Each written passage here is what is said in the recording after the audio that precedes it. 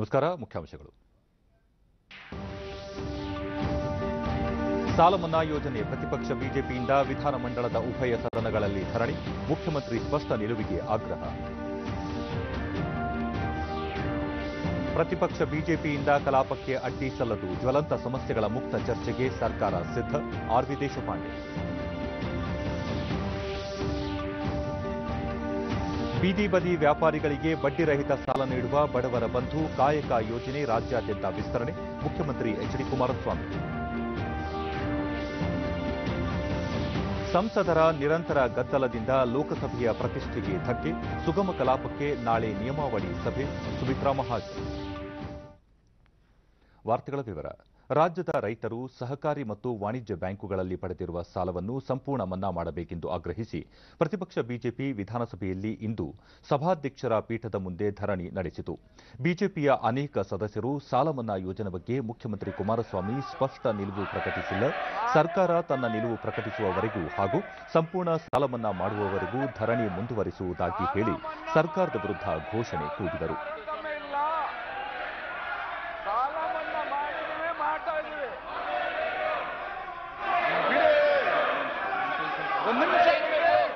ದಯಮಾಡಿ ನಮ್ಮ ಜಾಗ ಹೋಗಿ ಕಾರ್ಯಕ್ರಮದಲ್ಲಿ ಭಾಗವಹಿಸಿ. ಸಾಲ ಮನ್ನಾ ಮಾಡಿದ್ದೇವೆ, ಆಗ್ತದೆ. ನ್ಯಾಷನಲೈಸ್ ಬ್ಯಾಂಕ್ ಕ್ರಮೇಣ ಆಗ್ತದೆ. ಸಹಕರಿಸಿ ಹೇಳ್ತಾ ಇದ್ದೀವಿ. ಬ್ಯಾಡ್ ಅಂದ್ರೂ ಮಾಡ್ತೀವಿ.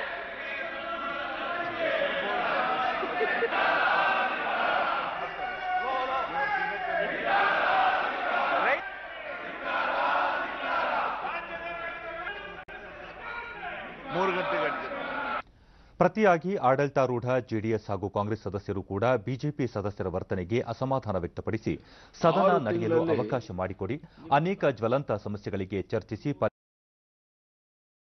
ಈ ಹಂತದಲ್ಲಿ ಆಡಳಿತ ಮತ್ತು ಧರಣಿ ನಿರತ ಬಿಜೆಪಿ ಸದಸ್ಯರ ನಡುವೆ ಮಾತಿನ ಚಕಮಕಿ ನಡೆದ ಹಿನ್ನೆಲೆಯಲ್ಲಿ ಸಭಾಧ್ಯಕ್ಷ ರಮೇಶ್ ಕುಮಾರ್ ಕಲಾಪವನ್ನು ಮುಂದೂಡಿದರು.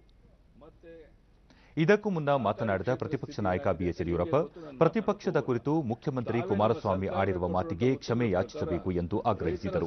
ಕಳೆದ 6 ತಿಂಗಳಿಂದ ಸಮ್ಮಿಶ್ರ ಸರ್ಕಾರದ ಸಾಧನೆ ಶೂನ್ಯ. ಈ ಅವಧಿಯಲ್ಲಿ 377 ರೈತರು ಆತ್ಮಹತ್ಯೆ ಮಾಡಿಕೊಂಡಿದ್ದಾರೆ. 45,000 ಕೋಟಿ ರೂಪಾಯಿ ಸಾಲ ಮನ್ನಾ ಬರೀ ಘೋಷಣೆಯಾಗಿದೆ. ರಾಷ್ಟ್ರೀಕೃತ ಬ್ಯಾಂಕುಗಳಲ್ಲಿ ರೈತರು ಪಡೆದಿರುವ 50,000 ಕೋಟಿ ಸಾಲ ಮನ್ನಾ ಆಗಿದೆ ಎಂದು ಹೇಳಲಾಗುತ್ತಿದೆಯೇ ವಿನಃ ಅದು ಕಾರ್ಯರೂಪಕ್ಕೆ ಬಂದಿಲ್ಲ ಎಂದು ದೂರಿದರು. ಸಹಕಾರ ಸಚಿವ ಬಂಡೆಪ್ಪ ಕಾಶೆಂಪೂರ್, ಧರಣಿ ನಿರತ ಪ್ರತಿಪಕ್ಷ ಸದಸ್ಯರು ತಮ್ಮ ಸ್ಥಾನಗಳಿಗೆ ವಾಪಸ್ ಬನ್ನಿ, ಮುಖ್ಯಮಂತ್ರಿಗಳ ಉತ್ತರ ಇನ್ನೂ ಪೂರ್ಣಗೊಂಡಿಲ್ಲ, ಉತ್ತರ ನೀಡುವ ವೇಳೆ ಎಲ್ಲ ಸಮಸ್ಯೆಗಳ ಮೇಲೂ ಬೆಳಕು ಚೆಲ್ಲಲಿದ್ದಾರೆ ಎಂದರು. ರೈತರ ಸಾಲ ಮನ್ನಾ ವಿಷಯವಾಗಿ ಬಿಜೆಪಿ ಸದಸ್ಯರು ವಿಧಾನ ಪರಿಷತ್ನಲ್ಲೂ ಸದನದ ಬಾವಿಗಿಳಿದು ಪ್ರತಿಭಟನೆ ನಡೆಸಿದರು. ಪ್ರತಿಪಕ್ಷ ನಾಯಕ ಕೋಟಾ ಶ್ರೀನಿವಾಸ ಪೂಜಾರಿ ನೇತೃತ್ವದಲ್ಲಿ ಬಿಜೆಪಿ ಸದಸ್ಯರು ಧರಣಿ ನಡೆಸಿ ಸಾಲ ಮನ್ನಾ ಸಂಪೂರ್ಣ ಮನ್ನಾವಾಗಬೇಕು, ಈ ಬಗ್ಗೆ ಮುಖ್ಯಮಂತ್ರಿಗಳು ಅಧಿಕೃತವಾಗಿ ಆದೇಶಿಸಬೇಕು ಎಂದು ಆಗ್ರಹಿಸಿ ಧರಣಿ ಮುಂದುವರಿಸಿದರು.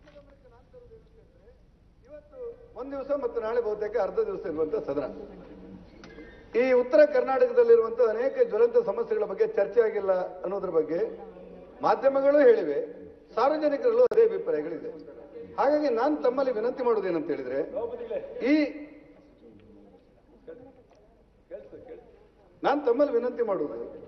ಉತ್ತರ ಕರ್ನಾಟಕದಲ್ಲಿರುವಂತಹ ಅತ್ಯಂತ ಘೋರವಾಗಿರುವಂತಹ ಸಮಸ್ಯೆಗಳು, ಅದರಲ್ಲೂ ಕುಡಿಯುವ ನೀರು, ಬೇರೆ ಬೇರೆ ಯೋಜನೆಗಳು, ನೀರಾವರಿಯ ಸಮಸ್ಯೆಗಳು, ನೆನೆಗೆ ಬಿದ್ದಿರುವಂತಹ ಯೋಜನೆಗಳು, ಇವುಗಳ ಬಗ್ಗೆ ಬೆಳಕು ಚೆಲ್ಲಲಿಕ್ಕೆ ನಮಗೆ ಅವಕಾಶ ಕೊಡಬೇಕು ಅಂತ ಹೇಳಲಿಕ್ಕೆ ಈ ವೇಳೆ ಬಿಜೆಪಿಯ ಮುಖ್ಯ ಸಚೇತಕ ಮಹಂತೇಶ್ ಕವಟಗಿ ಮಠ, ಬೆಳಗಾವಿಯಲ್ಲಿ ಅಧಿವೇಶನ ನಡೆಯುವುದರಿಂದ ಈ ಭಾಗದ ಸಮಸ್ಯೆಗಳಿಗೆ ಸದನದಲ್ಲಿ ಚರ್ಚಿಸಿ ಪರಿಹಾರ ನೀಡುತ್ತಾರೆ ಎಂದು ಜನರು ನಿರೀಕ್ಷೆ ಇಟ್ಟುಕೊಂಡಿರುತ್ತಾರೆ.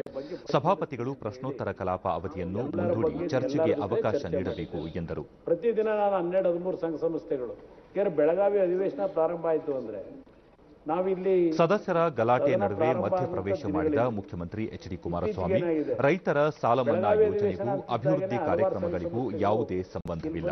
ಸಾಲ ಮನ್ನಾದಿಂದ ರಾಜ್ಯದ ಬೊಕ್ಕಸಕ್ಕೆ ಹೊರೆಯಾಗಿ ಬೇರೆ ಅಭಿವೃದ್ಧಿ ಯೋಜನೆಗಳಿಗೆ ಅಡ್ಡಿಯಾಗದಂತೆ ಕಾರ್ಯನಿರ್ವಹಿಸಲಾಗುತ್ತದೆ ಎಂದು ಸ್ಪಷ್ಟಪಡಿಸಿದರು. ಈ ಹಂತದಲ್ಲಿ ಆಡಳಿತ ಮತ್ತು ಪ್ರತಿಪಕ್ಷಗಳ ನಡುವೆ ಮಾತಿನ ಚಕಮಕಿ, ಗದ್ದಲವೂ ನಡೆಯಿತು. ಸದನದ ಕಲಾಪವನ್ನು ಸುಸೂತ್ರವಾಗಿ ನಡೆಸಲು ಅವಕಾಶ ಮಾಡಿಕೊಡುವಂತೆ ಸಭಾಪತಿ ಕೆ. ಪ್ರತಾಪಚಂದ್ರ ಶೆಟ್ಟಿ ಧರಣಿ ನಿರತ ಬಿಜೆಪಿ ಸದಸ್ಯರಿಗೆ ಹಲವು ಬಾರಿ ಮನವಿ ಮಾಡಿದರು. ಇದು ಪ್ರಯೋಜನಕ್ಕೆ ಬಾರದ ಹಿನ್ನೆಲೆಯಲ್ಲಿ ಕಲಾಪವನ್ನು ಮುಂದೂಡಿದರು. ಪ್ರತಿಪಕ್ಷ ಬಿಜೆಪಿ ಸದಸ್ಯರು ಸದನದ ಕಲಾಪಕ್ಕೆ ಅಡ್ಡಿಪಡಿಸುವ ಪ್ರಕ್ರಿಯೆ ಸರಿಯಲ್ಲ. ಯಾವುದೇ ವಿಷಯವಿರಲಿ ಮುಕ್ತ ಚರ್ಚೆ ನಡೆಸಿ ಅದಕ್ಕೆ ಪರಿಹಾರ ಕಂಡುಕೊಳ್ಳಬೇಕು ಎಂದು ಕಂದಾಯ ಸಚಿವ ಆರ್.ವಿ. ದೇಶಪಾಂಡೆ ಹೇಳಿದ್ದಾರೆ. ಬೆಳಗಾವಿಯ ಸುವರ್ಣಸೌಧದ ಆವರಣದಲ್ಲಿ ಸುದ್ದಿಗಾರರೊಂದಿಗೆ ಅವರು ರಾಜ್ಯದ ಜ್ವಲಂತ ಸಮಸ್ಯೆಗಳ ಬಗ್ಗೆ ಚರ್ಚೆ ನಡೆಸುವ ಸಂದರ್ಭದಲ್ಲಿ ಕಲಾಪಕ್ಕೆ ಅಡ್ಡಿಪಡಿಸುವುದು, ಪದೇ ಪದೇ ಸಭಾತ್ಯಾಗ ಮಾಡುವುದು ಬಿಜೆಪಿಗೆ ಶೋಭೆ ತರುವುದಿಲ್ಲ ಎಂದು ಹೇಳಿದರು. ಪ್ರಶ್ನೆಯೊಂದಕ್ಕೆ ಉತ್ತರಿಸಿ ಸಚಿವ ರಮೇಶ್ ಜಾರಕಿಹೊಳಿ ಬಿಜೆಪಿಯ ವಿಧಾನ ಪರಿಷತ್ ಸದಸ್ಯರೊಬ್ಬರು ಆಯೋಜಿಸಿದ್ದ ಔತಣಕೂಟದಲ್ಲಿ ಭಾಗವಹಿಸಿರುವುದು ತಪ್ಪೇನೂ ಇಲ್ಲ ಎಂದರು. ಊಟಕ್ಕೆ ಹೋಗಿದಂತ ಇದ್ದ ನೋಡಿ, ದಯಮಾಡಿ ಈ ಸಣ್ಣ ಸಣ್ಣ ವಿಚಾರಗಳು ನಮ್ದೊಂದು ಸಂಸ್ಕೃತಿ ಇದೆ, ಸರ್ವೇ ಜನ ಸುಖಿನೋ ಭವಂತು. ಹಾಗಾಗಿ ರಾಜಕೀಯವಾಗಿ ನಾವು ಎಲ್ಲಿ ಏನೂ ಆದರೂ ಸಹ ನಮ್ಮ ದೇವರನ್ನು ಕೇಳಬೇಕು, ಎಲ್ಲರೂ ಒಳ್ಳೇದು ಮಾಡಬೇಕಂತ ಹೇಳಬೇಕು. ಊಟ ತಿಂಡಿ ಮದುವೆ ಮುಂಜಿ ಒಳ್ಳೆ ಕಾರ್ಯಕ್ರಮ ಆದಾಗ ಯಾವ ದೇವಾಜ್ಞೆ ಆಗ್ತದೆ ಅಲ್ಲಿ ಹೋಗೋದು, ಇದು ನಮ್ಮ ಕರ್ತವ್ಯ. ರಾಜ್ಯ ಸರ್ಕಾರ ರೈತರ ಸಂಪೂರ್ಣ ಸಾಲಮನ್ನಾ ಮಾಡುವವರೆಗೂ ವಿಧಾನಮಂಡಲದ ಕಲಾಪ ನಡೆಯಲು ಅವಕಾಶ ಮಾಡಿಕೊಡುವುದಿಲ್ಲ ಎಂದು ಬಿಜೆಪಿ ಹಿರಿಯ ಮುಖಂಡ ಹಾಗೂ ಮಾಜಿ ಉಪಮುಖ್ಯಮಂತ್ರಿ ಆರ್. ಅಶೋಕ ಬೆಳಗಾವಿಯಲ್ಲಿಂದು ಹೇಳಿದ್ದಾರೆ. ಸುದ್ದಿಗಾರರೊಂದಿಗೆ ಅವರು, ಮುಖ್ಯಮಂತ್ರಿ ಕುಮಾರಸ್ವಾಮಿ ಸಾಲಮನ್ನಾ ವಿಷಯವಾಗಿ ಪಲಾಯನ ಮಾಡುತ್ತಿದ್ದಾರೆ. ಪ್ರತಿಪಕ್ಷ ನಾಯಕರನ್ನು ಅನಗತ್ಯವಾಗಿ ಕೆರಳಿಸುವ ಮಾತುಗಳನ್ನಾಡುತ್ತಿರುವುದು ಶೋಭೆ ತರುವುದಿಲ್ಲ. ಹೀಗಾಗಿ ಅವರು ತಮ್ಮ ಹೇಳಿಕೆಗೆ ಕ್ಷಮೆ ಯಾಚಿಸುವಂತೆ ಒತ್ತಾಯಿಸಿದರು. ರಾಜ್ಯದಲ್ಲಿ ಜೆಡಿಎಸ್ ಕಾಂಗ್ರೆಸ್ ನೇತೃತ್ವದ ಸಮ್ಮಿಶ್ರ ಸರ್ಕಾರ ತಾನಾಗಿಯೇ ಬಿದ್ದು ಹೋಗಲಿದೆ. ಹೀಗಾಗಿ ಬಿಜೆಪಿ ಆಪರೇಷನ್ ಕಮಲ ಮಾಡುವ ಅಗತ್ಯವಿಲ್ಲ. ಅದರಲ್ಲಿ ಬಿಜೆಪಿಗೆ ನಂಬಿಕೆಯೂ ಇಲ್ಲ ಎಂದು ಹೇಳಿದರು.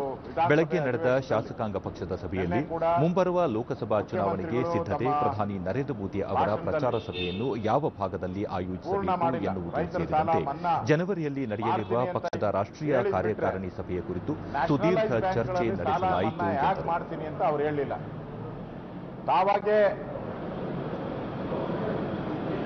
ವಿರೋಧ ಪಕ್ಷದ ನಾಯಕರ ಬಗ್ಗೆ ಅವಹೇಳನಕಾರಿ ಮಾತಾಡೋ ಮುಖಾಂತರ ಈ ಸಭೆ ನಡಿಬಾರ್ದು, ಈ ಸಭೆ ಇಲ್ಲೇ ರದ್ದಾಗಬೇಕು ಅನ್ನೋ ಒಂದು ದೃಷ್ಟಿಯಿಂದ ಅವ್ರಿಗೆ ನ್ಯಾಷನಲೈಸ್ ಬ್ಯಾಂಕ್ಗಳ ಬಗ್ಗೆ ಮಾಹಿತಿ ಇಲ್ಲ ಮತ್ತು ಆ ಸಾಲ ಮನ್ನಾ ಮಾಡೋ ಮನಸ್ಸು ಇಲ್ಲ. ಆದ್ರಿಂದ ಪಲಾಯನ ಮಾಡೋ ಅಂಥ ದೃಷ್ಟಿಯಿಂದ ಮುಖ್ಯಮಂತ್ರಿಗಳು ನಿನ್ನೆ ವಿರೋಧ ಪಕ್ಷದ ನಾಯಕರ ಬಗ್ಗೆ ಅವಹೇಳನಕಾರಿಯಾಗಿ ಮಾತುಗಳನ್ನು ಆಡಿದ್ದಾರೆ. ಅದಕ್ಕೆ ಅವರು ಕ್ಷಮಾಪಣೆ ಕೇಳಬೇಕು. ಅದರ ಜೊತೆಗೆ ರೈತರ ಸಾಲ ಮನ್ನಾ ಆಗೋವರೆಗೂ ಈ ಅಧಿವೇಶನದಲ್ಲಿ ನಾವು ಅಧಿವೇಶನ ನಡೆಯೋಕ್ಕೆ ಬಿಡಲ್ಲ ಅನ್ನೋದಷ್ಟೇ. ಈ ಸರ್ಕಾರ ಯಾವಾಗ ಬೀಳ್ತೈತೆ ಅಂತ ಜನ ಕಾಯ್ತಾ ಇದ್ದಾರೆ. ಆದಷ್ಟು ಶೀಘ್ರ ಯಡಿಯೂರಪ್ಪನವರ ನೇತೃತ್ವದ ಸರ್ಕಾರ ಕರ್ನಾಟಕದಲ್ಲಿ ಬರಬೇಕು, ಅದು ಬಯಕೆ. ಆ ದಿಕ್ಕಿನಲ್ಲಿ ನಮ್ಮ ಪ್ರಯತ್ನ ಮಾಡೇ ಮಾಡ್ತೀವಿ. ರೈತರ ಸಾಲ ಮನ್ನಾ ಹಣ ಕ್ರೋಢೀಕರಣಕ್ಕೆ ಇತರೆ ಯೋಜನೆಗಳಿಗೆ ನೀಡಲಾಗಿರುವ ಹಣವನ್ನು ಕಡಿತ ಮಾಡುವುದಿಲ್ಲ ಎಂದು ಮುಖ್ಯಮಂತ್ರಿ ಎಚ್.ಡಿ. ಕುಮಾರಸ್ವಾಮಿ ಹೇಳಿದ್ದಾರೆ. ಬೆಳಗಾವಿಯಲ್ಲಿಂದು ಸುದ್ದಿಗಾರರೊಂದಿಗೆ ಮಾತನಾಡಿದ ಅವರು, ಸಾಲ ಮನ್ನಾ ವಿಚಾರದಲ್ಲಿ ರಾಜ್ಯ ಸರ್ಕಾರ ಸಕಾರಾತ್ಮಕ ನಡೆ ಅನುಸರಿಸಿದ್ದು ಮಾದರಿ ರಾಜ್ಯವಾಗುತ್ತಾ ಸಾಗಿದೆ ಎಂದರು. ರಾಷ್ಟ್ರೀಕೃತ ಬ್ಯಾಂಕ್ಗಳ ಸಾಲ ಮನ್ನಾ ಬಗ್ಗೆ ಹಂತ ಹಂತವಾಗಿ 4 ವರ್ಷಗಳೊಳಗೆ ಕ್ರಮ ಕೈಗೊಳ್ಳುವುದಾಗಿ ಹೇಳಿದ ಅವರು, ಮುಂದಿನ ವರ್ಷದ ಬಜೆಟ್ನಲ್ಲಿ ರಾಷ್ಟ್ರೀಕೃತ ಬ್ಯಾಂಕ್ ಸಾಲ ಮನ್ನಾ ಘೋಷಿಸುವ ಸಾಧ್ಯತೆ ಇದೆ ಎಂದರು. ಹಿಂದಿನ ಸರ್ಕಾರದಲ್ಲಿ ಮಂಜೂರಾದ ಯೋಜನೆಗಳು ಮುಂದುವರಿಯುತ್ತವೆ ಎಂದು ಮುಖ್ಯಮಂತ್ರಿ ಭರವಸೆ ನೀಡಿದರು. ಹೇಳಲಿಕ್ಕೆ ಪ್ರಾರಂಭ ಮಾಡಿದ ನಂತರವೇ ಅವರು ಶುರುವಾಗಿದ್ದು. ರಾಷ್ಟ್ರೀಕೃತ ಬ್ಯಾಂಕ್ನವರು ಎಲ್ಲಿ ಒಪ್ಕೊಂಡ್ರು ಅಂತ ಪ್ರಶ್ನೆ ಮಾಡೋದಾದ್ರೆ ಯಾರಾದ್ರೂ ಬಾಲಿಶ ಅಂತ ಹೇಳೋದಿಲ್ವಾ? ಆಮೇಲೆ ನಾನು ಮಾಧ್ಯಮದ ಮಿತ್ರರಿಗೆ ಹೇಳ್ತಕ್ಕಂಥ, ಇವತ್ತು ಕೆಲವು ಒತ್ತರೆ ಮಾಧ್ಯಮಗಳಲ್ಲಿ ನೀರಾವರಿಯ ಕಾರ್ಯಕ್ರಮಗಳನ್ನ ಯೋಜನೆಗಳನ್ನು ಹಿಂದಿನ ಸರ್ಕಾರದಲ್ಲಿ ಕೊಟ್ಟಂಥದ್ದನ್ನು ನಿಲ್ಲಿಸಿದ್ದೇನೆ, ಸಾಲ ಮನ್ನಾ ಯೋಜನೆಗೆ ಹಣ ಹೊಂದಿಸಬೇಕು ಅಂತ ಹೇಳಿ ಇವತ್ತು ಕೆಲವರು ಮತ್ತೆ ಅಪ್ರಚಾರ ಮಾಡಿದ್ದೀರಿ. ರಾಜ್ಯ ಸರ್ಕಾರದ ಯಾವುದೇ ಯೋಜನೆಗಳಿಗೆ ಹಣವನ್ನು ಈಗೇನು ಕೊಟ್ಟಿದ್ದೇವೆ, ಒಂದು ನಯಾ ಪೈಸವನ್ನು ಸಾಲ ಮನ್ನಾಗೆ ಡೈವರ್ಟ್ ಮಾಡ್ತಕ್ಕಂಥ ಪ್ರಶ್ನೆ ಇಲ್ಲ. ಉತ್ತರ ಕರ್ನಾಟಕದ ನೀರಾವರಿ ಯೋಜನೆಗಳಿಗೆ ಹಿಂದಿನ ಸರ್ಕಾರದಲ್ಲಿ ಯಾವ ತೀರ್ಮಾನ ಕೊಟ್ಟಿದ್ದಾರೆ ಎಲ್ಲದಕ್ಕೂ ನಾನು ಅನುಮತಿಯನ್ನು ಕೊಡ್ತೇನೆ, ಯಾವುದಕ್ಕೂ ನಿಲ್ಲಿಸ್ತಕ್ಕಂಥ ಪ್ರಶ್ನೆನೂ ಇಲ್ಲ.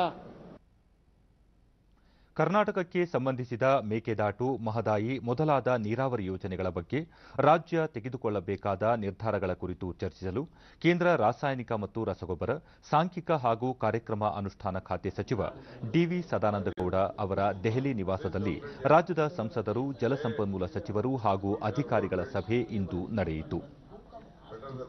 ಸಭೆಯಲ್ಲಿ ಕೇಂದ್ರ ಸಚಿವರಾದ ನಿರ್ಮಲಾ ಸೀತಾರಾಮನ್, ಅನಂತಕುಮಾರ್ ಹೆಗಡೆ, ರಮೇಶ್ ಜಿಗಜಿಣಗಿ, ಮಾಜಿ ಪ್ರಧಾನಿ ಎಚ್ಡಿ ದೇವೇಗೌಡ, ಲೋಕಸಭೆಯಲ್ಲಿನ ಕಾಂಗ್ರೆಸ್ ನಾಯಕ ಮಲ್ಲಿಕಾರ್ಜುನ ಖರ್ಗೆ, ರಾಜ್ಯ ಜಲಸಂಪನ್ಮೂಲ ಸಚಿವ ಡಿಕೆ ಶಿವಕುಮಾರ್ ಸೇರಿದಂತೆ ರಾಜ್ಯದ ಲೋಕಸಭಾ ಹಾಗೂ ರಾಜ್ಯಸಭಾ ಸದಸ್ಯರು ಉಪಸ್ಥಿತರಿದ್ದರು.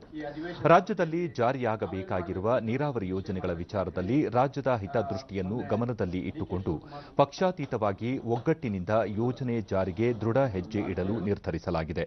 ಮೇಕೆದಾಟು ವಿಚಾರವಾಗಿ ಡಿಸೆಂಬರ್ 27ರಂದು ಸಂಸತ್ನ ಗಾಂಧಿ ಪ್ರತಿಮೆ ಬಳಿ ರಾಜ್ಯದ ಸಂಸದರು ಪ್ರತಿಭಟನೆ ನಡೆಸಲು ನಿರ್ಧರಿಸಲಾಗಿದೆ ಎಂದು ಕೇಂದ್ರ ಸಚಿವ ಡಿವಿ ಸದಾನಂದಗೌಡ ತಮ್ಮ ಟ್ವೀಟ್ ಸಂದೇಶದಲ್ಲಿ ತಿಳಿಸಿದ್ದಾರೆ. ಬೀದಿ ಬದಿ ಹಾಗೂ ಸಣ್ಣ ವ್ಯಾಪಾರಿಗಳಿಗೆ ಬಡ್ಡಿ ರಹಿತ ಸಾಲ ನೀಡುವ ಬಡವರ ಬಂಧು ಹಾಗೂ ಸ್ವಸಹಾಯ ಸಂಘಗಳಿಗೆ ಆದಾಯೋತ್ಪನ್ನ ಚಟುವಟಿಕೆಗಳಿಗೆ ಸಾಲ ಸೌಲಭ್ಯ ನೀಡುವ ಕಾಯಕ ಯೋಜನೆಯನ್ನು ಮುಖ್ಯಮಂತ್ರಿ ಎಚ್ಡಿ ಕುಮಾರಸ್ವಾಮಿ ಬೆಳಗಾವಿಯಲ್ಲಿ ಇಂದು ಉದ್ಘಾಟಿಸಿದರು.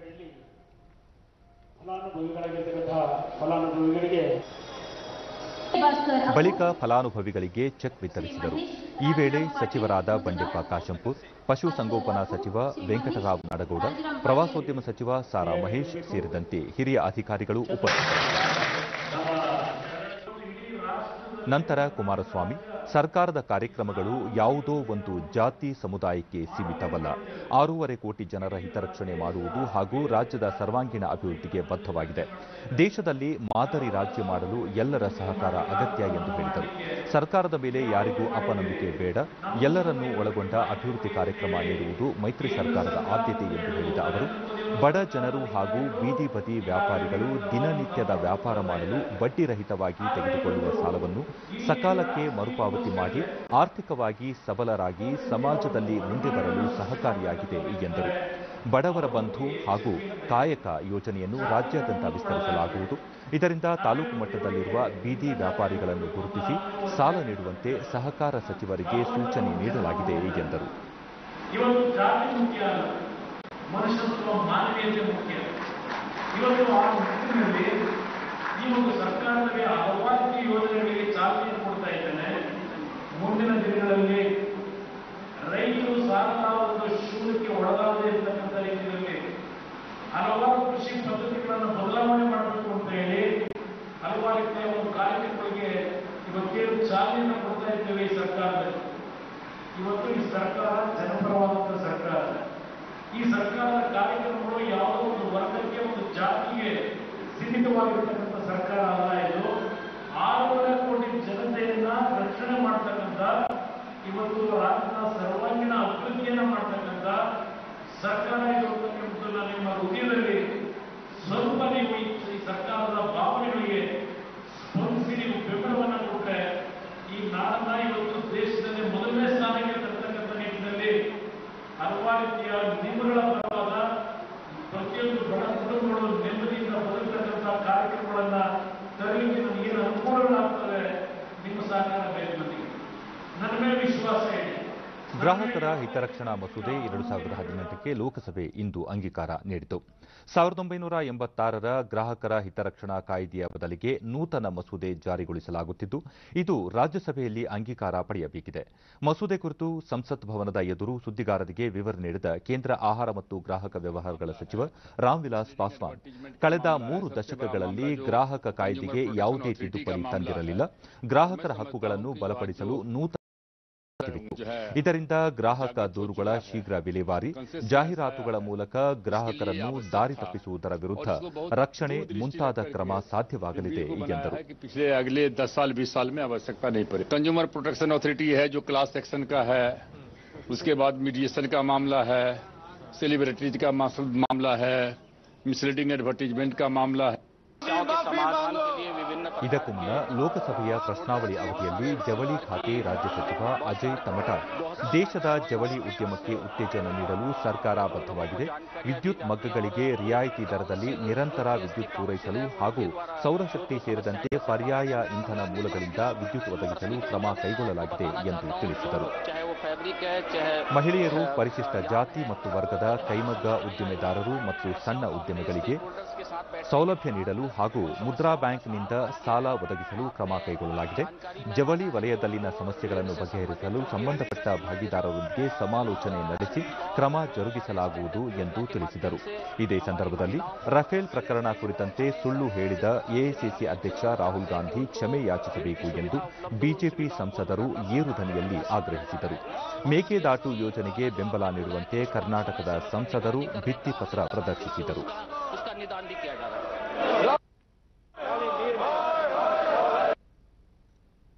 ವಿವಿಧ ವಿಷಯಗಳ ಕುರಿತಂತೆ ಸದಸ್ಯರ ಗದ್ದಲ ವಾಗ್ವಾದ ಹೆಚ್ಚಾದಾಗ ಸ್ಪೀಕರ್ ಸುಮಿತ್ರಾ ಮಹಾಜನ್ ಕಲಾಪವನ್ನು 2 ಬಾರಿ ಮುಂದೂಡಿದರು. ಮತ್ತೆ ಸದನ ಸೇರಿದಾಗಲೂ ಗದ್ದಲ ಮುಂದುವರೆದಿದ್ದರಿಂದ ಅಂತಿಮವಾಗಿ ಕಲಾಪವನ್ನು ನಾಳೆಗೆ ಮುಂದೂಡಲಾಯಿತು.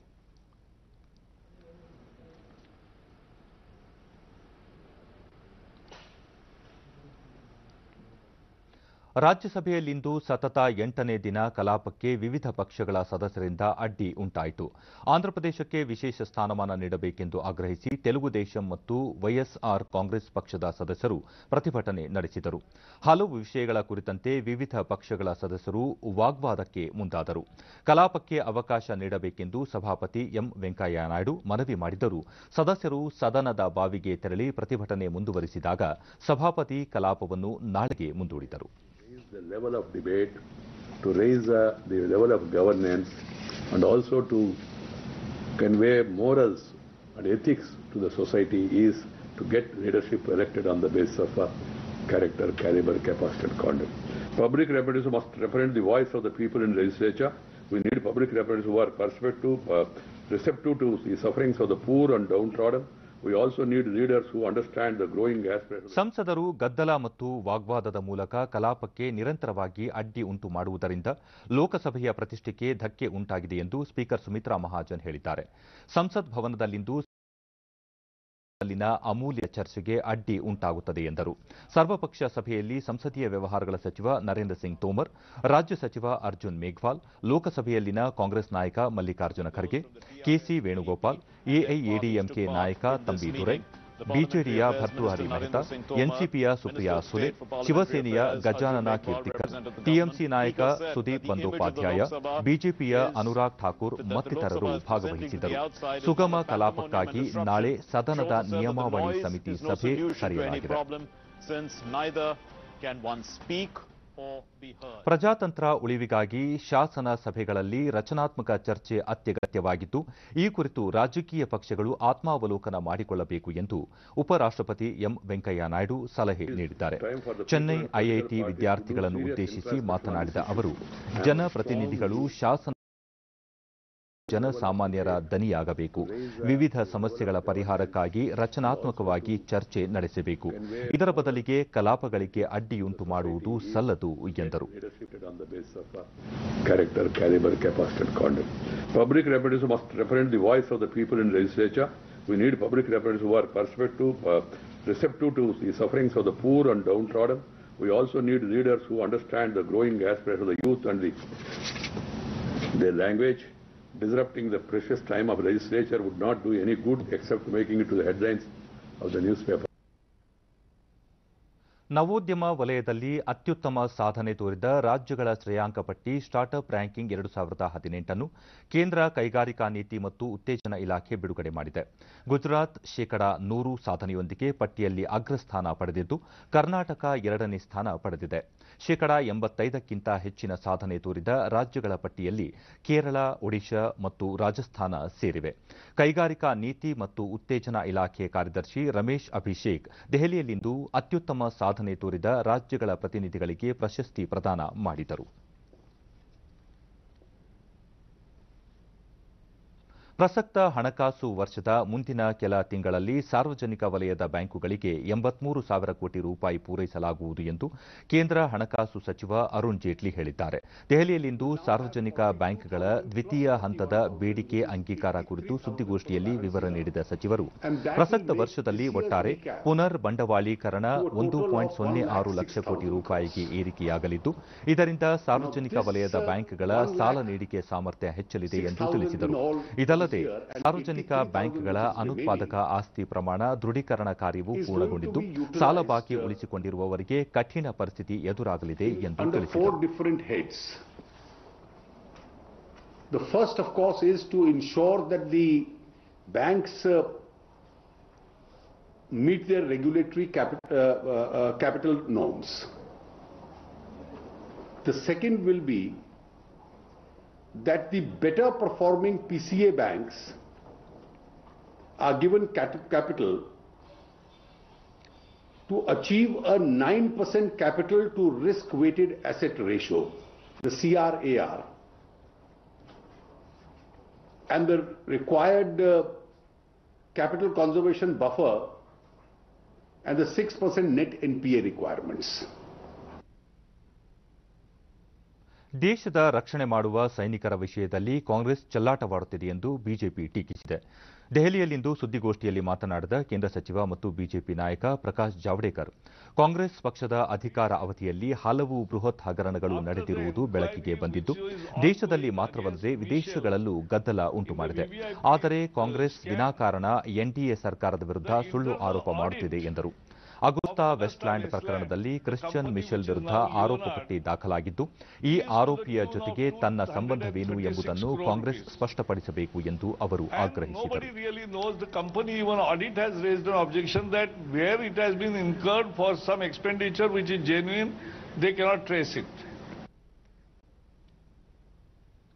ಹಾವೇರಿ ಜಿಲ್ಲೆಯ ಹಾನಗಲ್ ತಾಲೂಕಿನ ಅಕ್ಕಿ ಆಲೂರು ಪಟ್ಟಣದಲ್ಲಿ ದುಂಡಿ ಬಸವೇಶ್ವರ ಜನಪದ ಕಲಾಸಂಘದ ವತಿಯಿಂದ ಆಯೋಜಿಸಲಾಗಿದ್ದ ಕನ್ನಡ ನುಡಿ ಸಂಭ್ರಮ ಕಾರ್ಯಕ್ರಮಕ್ಕೆ ರಾಜ್ಯಪಾಲ ವಜುಭಾಯಿ ವಾಲಾ ಚಾಲನೆ ನೀಡಿದರು.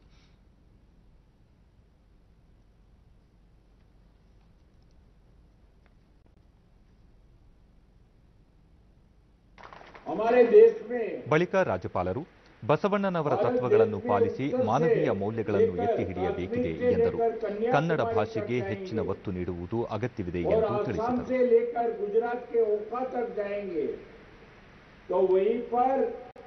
हरेक प्रांत की भाषा अलग है, हरेक प्रांत का अपना पहरवेश, अपना ड्रेस वो भी अलग है, मगर ये हमारे देश की इस संतों ने जो संस्कृति है वो संस्कृति एक है.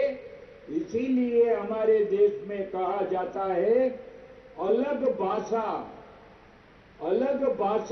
अलग वेश तो भी अपना एक ही देश. हमारी भाषा अलग है, हमारा पहनवेश अलग है, मगर हमारा देश एक है. एक संस्था वो भगवान के नाम पर ये संस्था काम कर रही है, बसवेश्वर के नाम पर ये काम कर रही है. और जो बसवेश्वर का नाम लेकर जो काम करने वाला वो ईमानदारी से और प्रामाणिकता से ही काम करेंगे. और दूसरा ये सामाजिक कार्य है. हम कहेंगे कि ये संस्था अलग प्रकार की संस्था है. कई लोग वृद्ध लोगों की ओल्ड एज वाले के लिए संस्था बनाते हैं, कई लोग शिक्षण क्षेत्र में कार्य करते हैं, कई लोग आरोग्य क्षेत्र में काम करते हैं, मगर ये संस्था अपनी कन्नड़ भाषा के लिए जो कार्य कर रही है वो सर्व उत्कृष्ट कार्य है. इसीलिए बहुत बहुत धन्यवाद. ಚಾಮರಾಜನಗರ ಜಿಲ್ಲೆಯ ಸುಳ್ವಾಡಿ ಗ್ರಾಮದಲ್ಲಿ ಇತ್ತೀಚೆಗೆ ವಿಷಪೂರಿತ ಪ್ರಸಾದ ಸೇವಿಸಿ ಅಸ್ವಸ್ಥರಾದ ಪ್ರಕರಣಕ್ಕೆ ಸಂಬಂಧಿಸಿದಂತೆ ಇಂದು ಮೈಸೂರಿನ ಸುಯೋಗ್ ಆಸ್ಪತ್ರೆಯಿಂದ 7 ಮಕ್ಕಳನ್ನು ಡಿಸ್ಚಾರ್ಜ್ ಮಾಡಲಾಗಿದೆ. ಸುದ್ದಿಗೋಷ್ಠಿಯಲ್ಲಿ ವೈದ್ಯ ಡಾ ಯೋಗಣ್ಣ, ಆಹಾರದಲ್ಲಿನ ವಿಷ ದೀರ್ಘಾವಧಿ ಅಡ್ಡ ಪರಿಣಾಮ ಬೀರುವ ಸಾಧ್ಯತೆ ಅತ್ಯಲ್ಪ ಎಂದರು.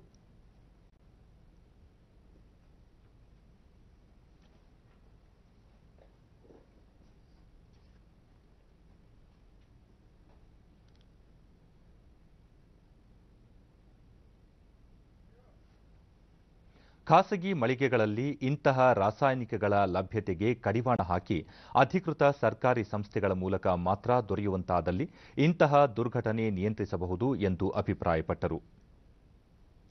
ವೈದ್ಯ ಡಾ ಮಹೇಶ್ ಎಲ್ಲಾ ಮಕ್ಕಳು ಗುಣಮುಖರಾಗಿದ್ದು 2 ಮಕ್ಕಳಿಗೆ ಚಿಕಿತ್ಸೆ ಮುಂದುವರಿಸಲಾಗಿದೆ ಎಂದರು. ಅಪರ ಜಿಲ್ಲಾಧಿಕಾರಿ ಆನಂದ್ ಚಿಕಿತ್ಸೆ ನಂತರ ಆಸ್ಪತ್ರೆಯಿಂದ ತೆರಳಿರುವವರ ಮೇಲೆ ನಿಗಾ ವಹಿಸಲು ಅವರ ಗ್ರಾಮಕ್ಕೆ 1 ವಾರದ ಮಟ್ಟಿಗೆ ನರ್ಸ್ ನಿಯೋಜಿಸಿರುವುದಾಗಿ ಹೇಳಿದರು. ಕೆಲವರು ದೇಹದಲ್ಲಿ ವಿಷ ಇದೆ ಎಂದು ಭಾವಿಸಿದ್ದು ಅಂತಹವರಿಗೆ ಕೌನ್ಸೆಲಿಂಗ್ ನೀಡಲಾಗುತ್ತಿದೆ ಎಂದು ಹೇಳಿದರು. ರಾಜ್ಯ ಬಿಜೆಪಿ ಘಟಕ ಬೆಳಗಾವಿಯಲ್ಲಿಂದು ವಿಶೇಷ ಸಭೆಯನ್ನು ಆಯೋಜಿಸಿತ್ತು. ರಾಜ್ಯ ಬಿಜೆಪಿ ಅಧ್ಯಕ್ಷ ಬಿಎಸ್ ಯಡಿಯೂರಪ್ಪ ಸಭೆಯನ್ನು ಉದ್ಘಾಟಿಸಿ ಮಾತನಾಡಿದರು. ಸಭೆಯಲ್ಲಿ ಶಾಸಕರಾದ ಅರವಿಂದ ಲಿಂಬಾವಳಿ, ಉಮೇಶ್ ಕತ್ತಿ, ಲಕ್ಷ್ಮಣ್ ಸವದಿ ಸೇರಿದಂತೆ ಮತ್ತಿತರರು ಉಪಸ್ಥಿತರಿದ್ದರು.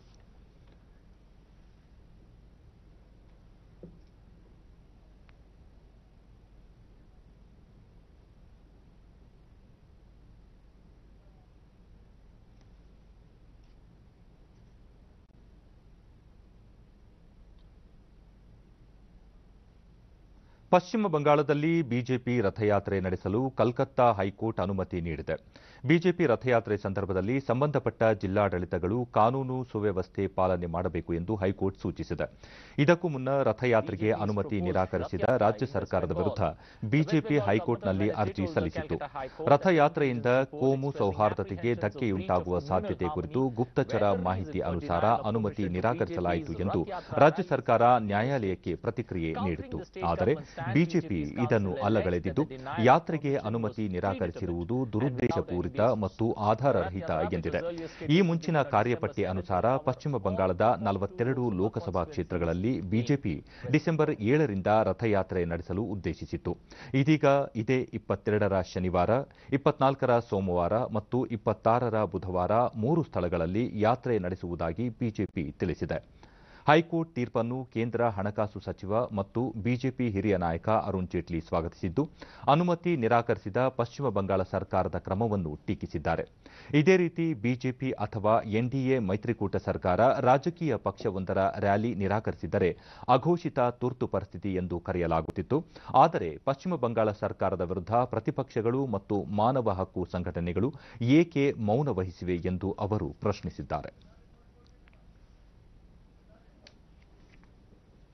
ಇನ್ನು ಹವಾವರ್ತಮಾನ. ರಾಜ್ಯಾದ್ಯಂತ ಒಣಹವೆ ಮುಂದುವರೆದಿದೆ. ವಿಜಯಪುರದಲ್ಲಿ ಕನಿಷ್ಠ ತಾಪಮಾನ 11 ಡಿಗ್ರಿ ಸೆಲ್ಸಿಯಸ್ ದಾಖಲಾಗಿದೆ. ಮುನ್ಸೂಚನೆಯಂತೆ ಮುಂದಿನ 24 ಗಂಟೆ ರಾಜ್ಯದಲ್ಲಿ ಒಣಹವೆ ಸಾಧ್ಯತೆ. ಬೆಂಗಳೂರು ಸುತ್ತಮುತ್ತ ಭಾಗಶಃ ಮೋಡ ಕವಿದ ವಾತಾವರಣ. ಮುಂಜಾನೆ ಕೆಲ ಪ್ರದೇಶಗಳಲ್ಲಿ ಮಂಜು ಮುಸುಕುವ ಸಾಧ್ಯತೆ. ಗರಿಷ್ಠ 28, ಕನಿಷ್ಠ 17 ಡಿಗ್ರಿ ಸೆಲ್ಸಿಯಸ್ ತಾಪಮಾನ ದಾಖಲು ನಿರೀಕ್ಷೆ. ಕೊನೆಯಲ್ಲಿ ಮತ್ತೊಮ್ಮೆ ಮುಖ್ಯಾಂಶಗಳು. ಸಾಲ ಮನ್ನಾ ಯೋಜನೆ ಪ್ರತಿಪಕ್ಷ ಬಿಜೆಪಿಯಿಂದ ವಿಧಾನಮಂಡಲದ ಉಭಯ ಸದನಗಳಲ್ಲಿ ಧರಣಿ. ಮುಖ್ಯಮಂತ್ರಿ ಸ್ಪಷ್ಟ ನಿಲುವಿಗೆ ಆಗ್ರಹ. ಪ್ರತಿಪಕ್ಷ ಬಿಜೆಪಿಯಿಂದ ಕಲಾಪಕ್ಕೆ ಅಡ್ಡಿ ಸಲ್ಲದು. ಜ್ವಲಂತ ಸಮಸ್ಯೆಗಳ ಮುಕ್ತ ಚರ್ಚೆಗೆ ಸರ್ಕಾರ ಸಿದ್ಧ. R V Deshpande. ಬೀದಿ ಬದಿ ವ್ಯಾಪಾರಿಗಳಿಗೆ ಬಡ್ಡಿರಹಿತ ಸಾಲ ನೀಡುವ ಬಡವರ ಬಂಧು ಕಾಯಕ ಯೋಜನೆ ರಾಜ್ಯಾದ್ಯಂತ ವಿಸ್ತರಣೆ. ಮುಖ್ಯಮಂತ್ರಿ ಎಚ್ ಡಿ ಕುಮಾರಸ್ವಾಮಿ. ಸಂಸದರ ನಿರಂತರ ಗದ್ದಲದಿಂದ ಲೋಕಸಭೆಯ ಪ್ರತಿಷ್ಠೆಗೆ ಧಕ್ಕೆ. ಸುಗಮ ಕಲಾಪಕ್ಕೆ ನಾಳೆ ನಿಯಮಾವಳಿ ಸಭೆ. ಸುಮಿತ್ರಾ ಮಹಾಜನ್. ನಮ್ಮ ಮುಂದಿನ ವಾರ್ತಾ ಪ್ರಸಾರ ರಾತ್ರಿ 9 ಗಂಟೆಗೆ ಚಂದನದಲ್ಲಿ. ನಮಸ್ಕಾರ.